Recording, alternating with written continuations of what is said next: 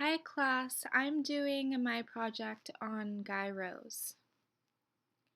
Guy Rose is an early California Impressionist painter from 1867 to 1925. He was born and raised in San Gabriel, California. His father was raised his father was a California senator and was raised on a ranch in Southern California. In 1876, he was in a terrible accident and accidentally shot in the face during a hunting trip with his relatives. While he was healing, Guy started to sketch using oil paints and watercolors. He started painting at a very young age, and his work started getting recognized as one of the top California Impressionist painters. This has made him one of the most inspiring artists in California. This is him on the left. His education. Rose graduated from LA High School in 1884, then moved to San Francisco, where he began his art training at the California School of Design.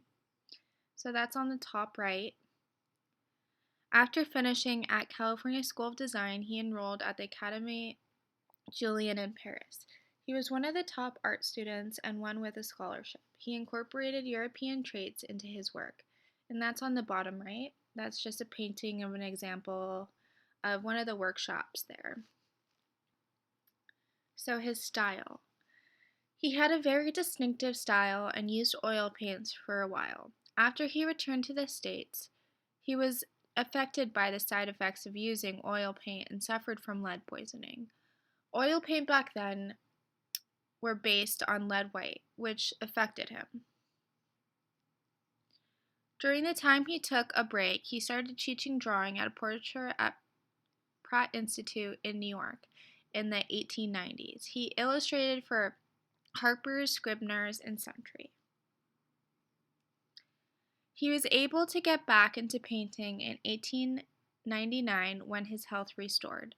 Rose reunited with his wife France, who was also an artist and settled in Giverny, France. Giverny was popular amongst artists during that time. So on the bottom right is an example of Monet's studio. Monet's house in Giverny, France. Rose was also friend and protege of Claude Monet, and was influenced more than any other artist. He followed Monet's practice of painting and learned about the effects of changing light. So that's an example of him on the bottom left and right, and that's his house, which is extremely beautiful. Guy Rose returned to California and became the director of the Stricken School of Art in Pasadena. He continued to paint until he was affected by the effects of lead poisoning and a stroke. Till this day, Rose is still considered one of the best American Impressionist artists and most true French Impressionist style carried. So these are a couple of examples of his work. Guy Rose is and was an inspirational artist, and his dedication really shows in his work.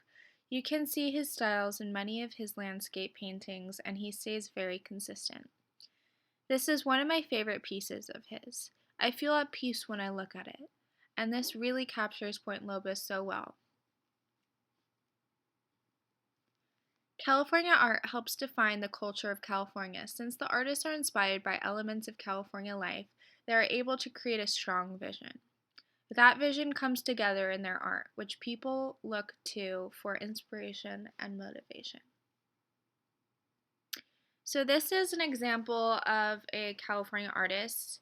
His name is William Keith, and this is in Yosemite in 1875.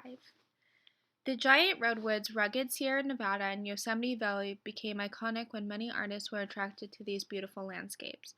Shortly after, California became the symbol of Western expansion. It was common for many artists to travel through exotic lands on their way to San Francisco. Some examples of artists that would find these places are Thomas Hill and William Keith.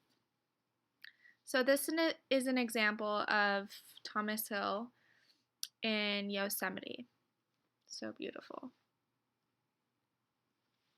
Thomas Hill and William Keith would travel on foot or even horseback to venture and create scenic paintings and sketches. They would usually sketch and wait to get to their studio. So that's an example of them on the bottom left.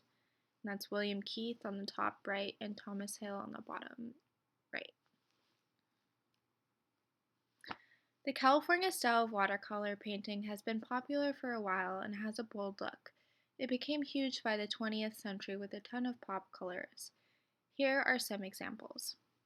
So Kenneth Porter was here from 1926 to 2011 from Bakersfield and studied at the Academy of Art and Academy Paris. This is one of his pieces of work, San Francisco and the Golden Gate, 2006, by Ken Porter.